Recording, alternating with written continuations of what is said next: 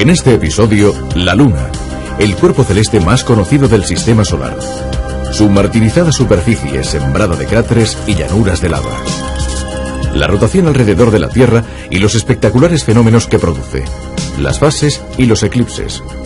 Las legendarias exploraciones de los 12 astronautas del programa Apolo y una visita al Museo Espacial de Houston, donde se ha reconstruido con precisión un trozo del suelo lunar.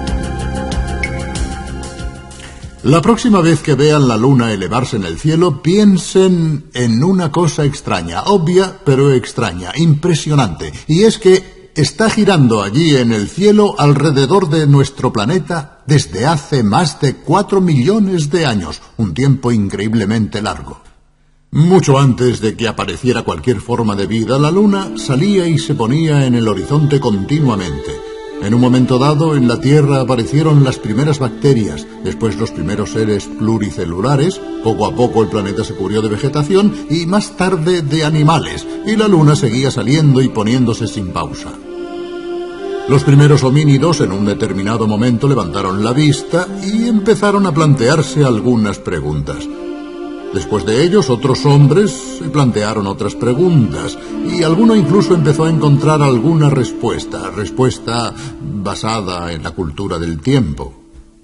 La Luna ha desempeñado un papel importante en la mitología de las sociedades antiguas y su historia, antes de pasar a manos de los astrónomos, fue durante mucho tiempo materia para sacerdotes, astrólogos, arúspices y también para poetas. Con la llegada de telescopios cada vez más perfeccionados y de las tecnologías espaciales, la Luna ha sido cada vez más estudiada. De hecho, es el astro más estudiado, por ser el más cercano y accesible. De la Luna tenemos hoy muchos mapas detallados y también cartografía de varias regiones, de todas las regiones. Tenemos incluso muestras del suelo recogidas directamente por varias misiones de astronautas. Galileo fue el primero en ver con su anteojo la superficie de la Luna. Pero los equipos actuales permiten observarla mucho mejor y hoy es posible sobrevolarla y observar en directo, por así decirlo, estos antiquísimos paisajes primigenios, incluso en la cara oculta, aquella que la Luna nunca nos muestra.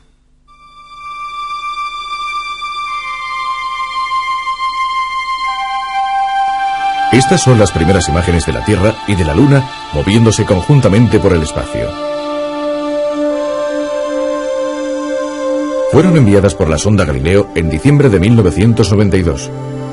En su viaje hacia Júpiter, la sonda fotografió la Tierra con su satélite natural, la Luna.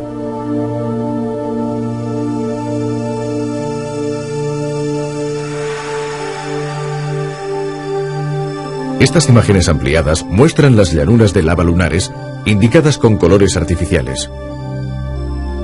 Fue una oportunidad para probar el equipo de la sonda Galileo antes de tomar imágenes de los satélites de Júpiter.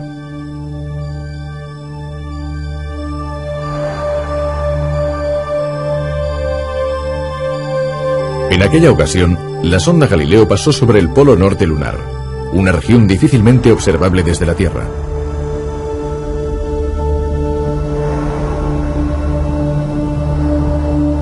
Como la mayor parte de la superficie del satélite, el Polo Norte está sembrado de cráteres excavados por meteoritos caídos en el transcurso de 4.000 millones de años. Un terreno yermo, no alterado jamás por el viento ni la intemperie.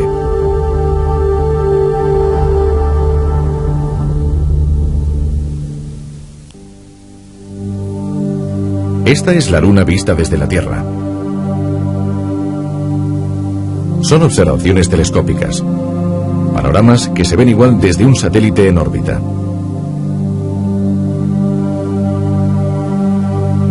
Un enorme cráter y cadenas montañosas que recuerdan el planeta Mercurio.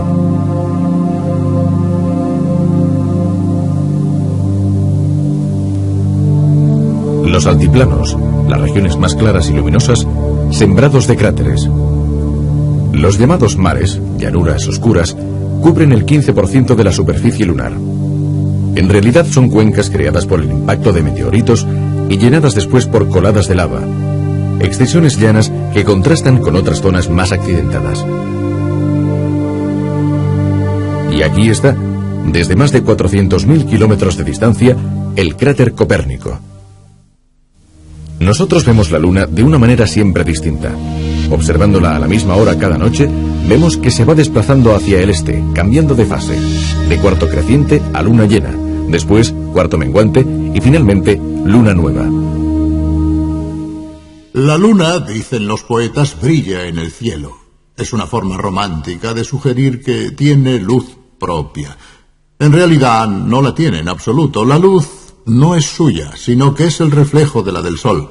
El Sol, que incluso de noche nos ilumina de rebote, haciendo carambola sobre la Luna. También Venus, Marte, Júpiter y Saturno, que son perfectamente visibles en el cielo, nos pueden parecer estrellas luminosas. Especialmente Venus, que es el último punto de luz que desaparece en el cielo matutino y que por esta razón se conoce como el lucero del alba. Pues bien, tampoco ninguno de estos planetas, obviamente, emana luz propia, sino que simplemente refleja la luz del Sol. Esto es importante porque precisamente es la razón de que no podamos ver ningún planeta fuera del sistema solar. En efecto, la luz que reflejan es demasiado débil y a cierta distancia se hace invisible. Pero pasemos ahora a las fases de la Luna. Es algo que todos aprendemos en la escuela, pero que después solemos olvidar. Estos ciclos lunares han influido mucho en las culturas del pasado porque precisamente en lunas se contaban los meses, los ciclos menstruales, las siembras y muchas otras cosas. Y se crearon muchas leyendas, muchas supersticiones cuando el triángulo Luna, Tierra y Sol daba lugar a los eclipses, fenómenos extraordinarios y cargados de significados mágicos. Pero observemos esta relojería lunar.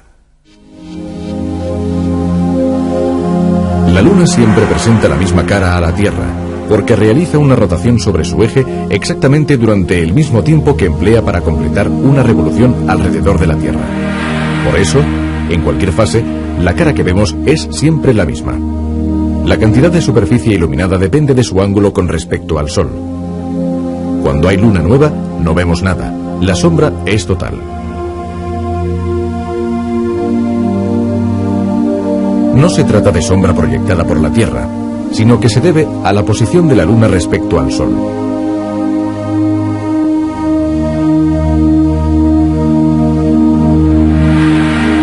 Mirando sobre los polos, vemos que la Luna y la Tierra reciben la luz del Sol desde la derecha.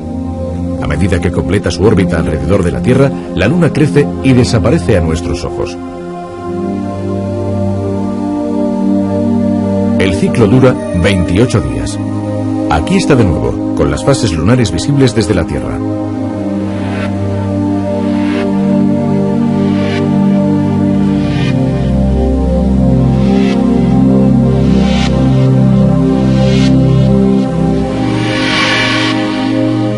Igual que la Luna, muchos satélites planetarios muestran constantemente la misma cara. Únicamente si el movimiento orbital de la Luna se detuviera, su rotación sería visible desde la Tierra. La Luna es mucho más pequeña que la Tierra. En esta comparación a escala, se puede ver que el diámetro de la Tierra es 4 veces mayor que el de la Luna. La Tierra tiene un diámetro de unos 12.800 kilómetros, la 30ª parte de la distancia que la separa de la Luna.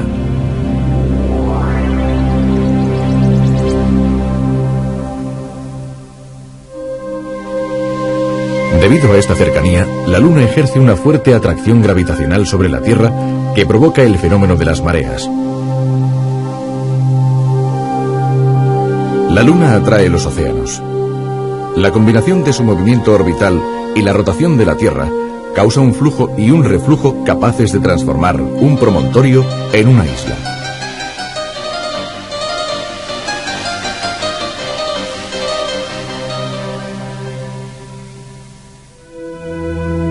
Este es un eclipse de luna causado por el paso del satélite por el cono de sombra de la Tierra. Permaneciendo en la misma localidad, puede observarse un promedio de un eclipse de luna al año. Cuando la Tierra empieza a cubrir la luz del Sol, la sombra sobre la Luna es rosada. La sombra es mucho mayor que la Luna. Nuestra atmósfera polvorienta difunde la luz solar, permitiendo que se filtre el color rojo.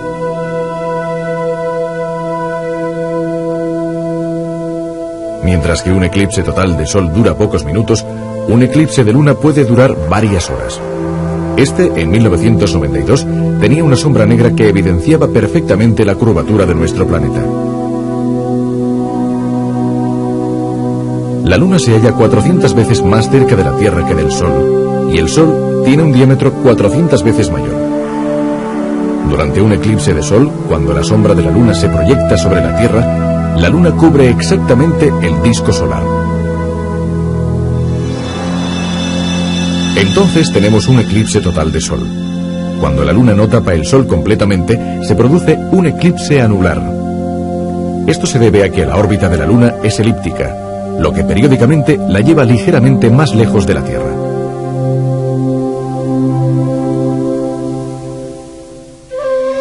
La Luna es el segundo objeto que más brilla en el cielo.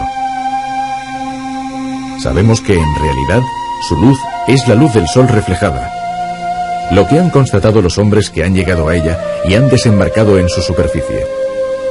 Pero, ¿cuál es el origen de la Luna? ¿Es hija de la Tierra? Muy probablemente sí.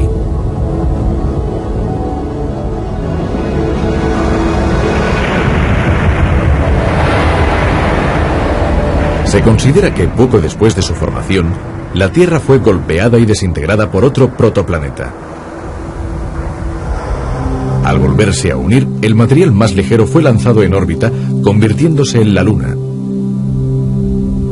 Gradualmente, la Luna se enfrió y su corteza se solidificó. Pero durante el transcurso de miles de millones de años, la superficie lunar fue bombardeada por asteroides y cometas. Se formaron grandes cráteres que fueron invadidos por materia incandescente que procedía de su interior. Después, la roca se endureció, creando el paisaje lunar que conocemos. Naturalmente, al hablar de la Luna, también recordamos las grandes empresas de las misiones Apolo.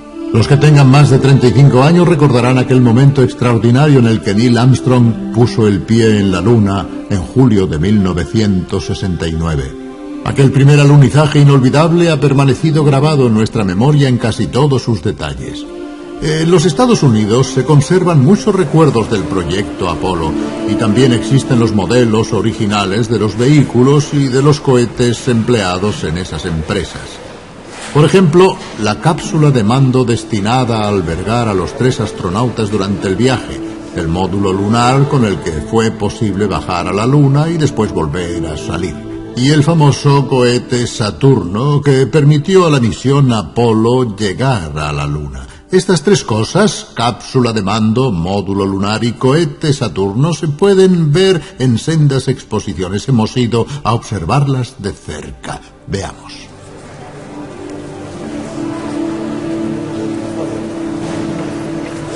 Este es el famoso Lander, el módulo de aterrizaje lunar. No es una maqueta, es un aparato auténtico.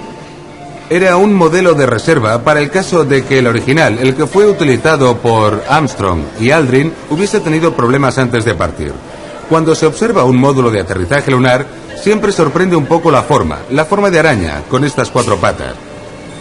Otra cosa que también sorprende es su forma tan poco aerodinámica, pero esto se explica por el hecho de que el módulo lunar no estaba destinado a volar en la atmósfera, estaba hecho para volar en el espacio, sobre la Luna, donde no hay atmósfera, por lo que no era necesario que fuera fusiforme porque no tenía que vencer la resistencia del aire.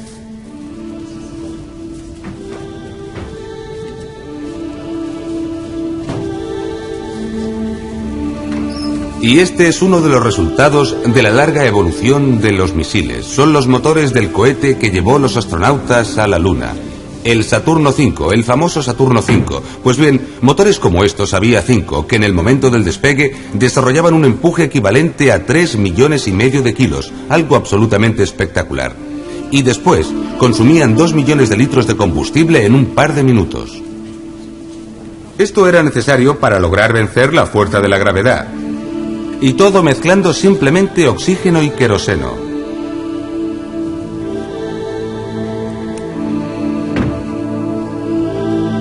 Aquí tenemos el módulo de mando de la última misión Apolo en la Luna, el Apolo 17.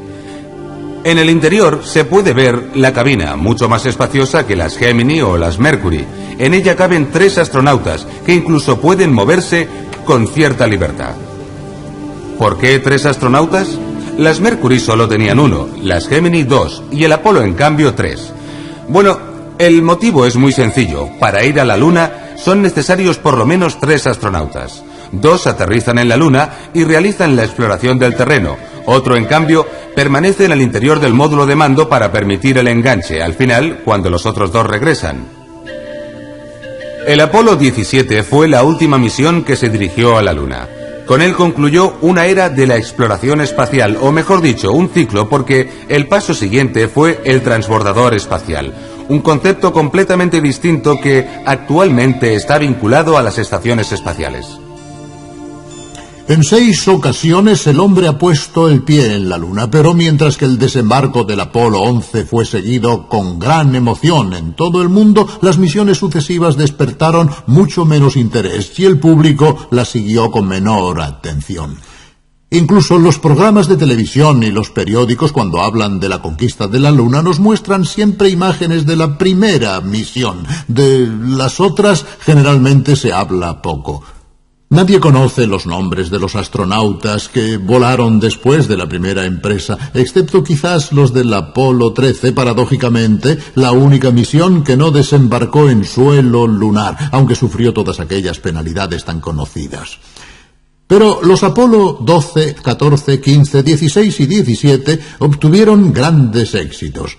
Veamos, pues, un álbum de imágenes de estas extraordinarias misiones poco difundidas en conjunto, empezando naturalmente con el famoso viaje del Apolo 11.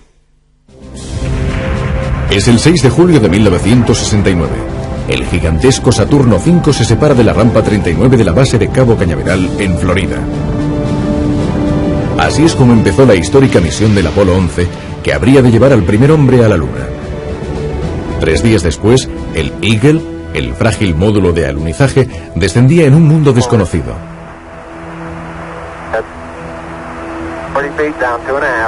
A bordo, los astronautas Neil Armstrong y Edwin Aldrin.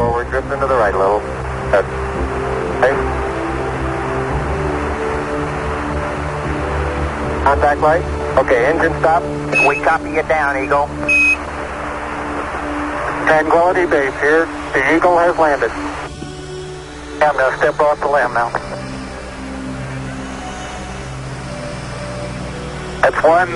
Este extraordinario acontecimiento fue transmitido en directo por las televisiones de todo el mundo.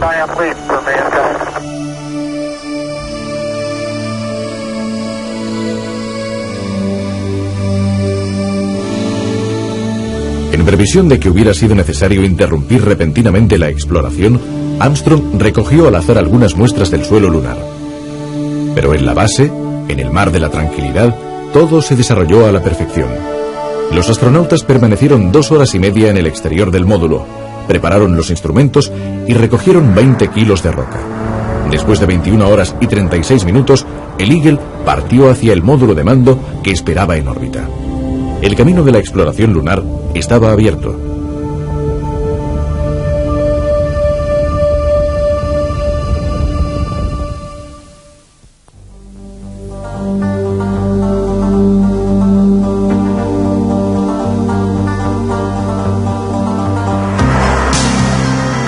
Poco después, llegó un vehículo adaptado a las condiciones del suelo lunar.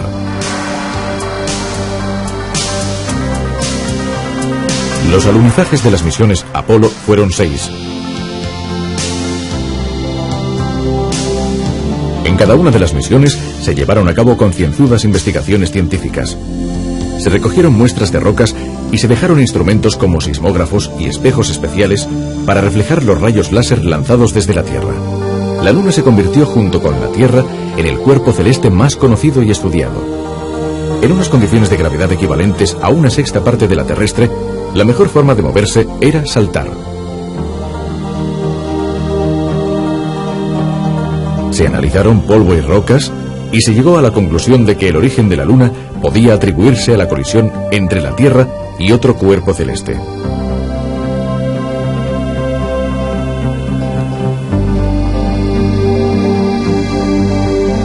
También se confirmó que se puede extraer oxígeno del terreno lunar y, en consecuencia, que se podrían instalar bases lunares permanentes y autosuficientes, aunque no siempre sería fácil mantener el equilibrio.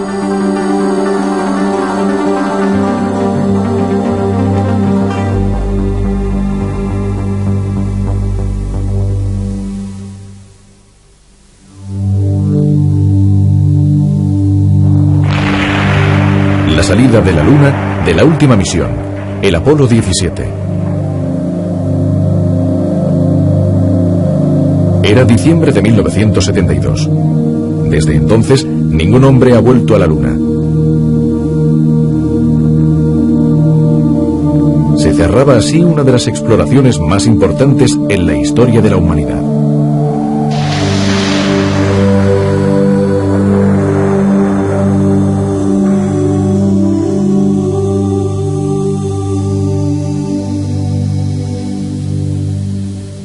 En el futuro, ¿qué sucederá en la Luna? Bien, en la Luna ya existe un primer esbozo de asentamiento humano constituido por los instrumentos y los equipos que los astronautas han ido dejando en la superficie lunar en el transcurso de las distintas misiones y que se han utilizado para diferentes mediciones e investigaciones. Pero los proyectos futuros son mucho más ambiciosos, porque la experiencia de las misiones Apolo y los estudios derivados de ellas muestran que en la Luna es posible construir una base habitable que en el futuro los astronautas no solo podrían visitar ocasionalmente, sino que incluso podría ser habitada durante periodos relativamente largos. Veamos.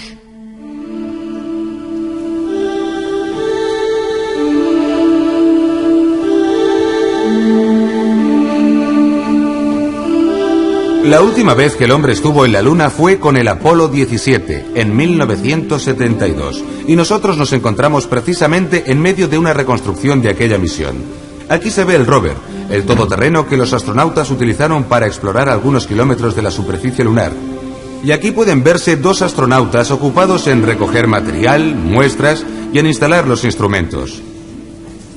En este momento hay una pregunta que todo el mundo se plantea. ¿Cuándo volveremos a la Luna? Y sobre todo, ¿cuándo existirá una base lunar? Bien, un asentamiento humano es técnicamente posible desde hace mucho tiempo, dado que se conocen las técnicas y los materiales para construir, para crear una base lunar. Pero la cuestión cambia cuando nos planteamos otra pregunta. Ir a la Luna, muy bien, pero ¿para qué? Bien, volveremos a esta cuestión en otro momento para hablar de ello más ampliamente. Para concluir este capítulo dedicado a la Luna, quizás valdría la pena recordar que no hay un único satélite como la Luna, sino que existen otros muchos. En el sistema solar, de hecho, hay unos 40 entre grandes y pequeños, diseminados por todas partes y están en órbita alrededor de varios planetas. El catálogo es muy abundante y nos ha parecido interesante intentar comprender las diferencias, en ocasiones muy grandes, que existen entre estos satélites, mostrando los más significativos. Será una ocasión para darse cuenta de que si un día otros astronautas quieren ir hasta allá arriba, tendrán una amplia posibilidad de elección y seguramente muchas cosas que descubrir. Todavía quedan muchos lugares en los que poner el pie por primera vez. Veamos.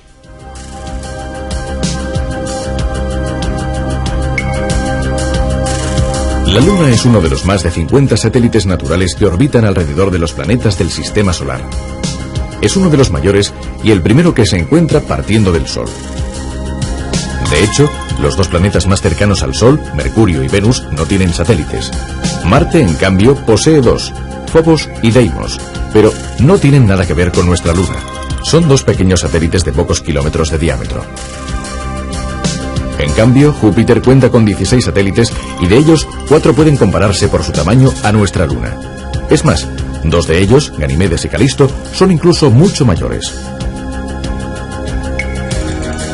Los satélites más curiosos de Júpiter son Europa, una especie de bola de billar en la que no se distinguen cráteres, una característica que nuestra Luna comparte con casi todos los cuerpos del Sistema Solar, e Io, el satélite más interior que ha resultado ser un satélite volcánico.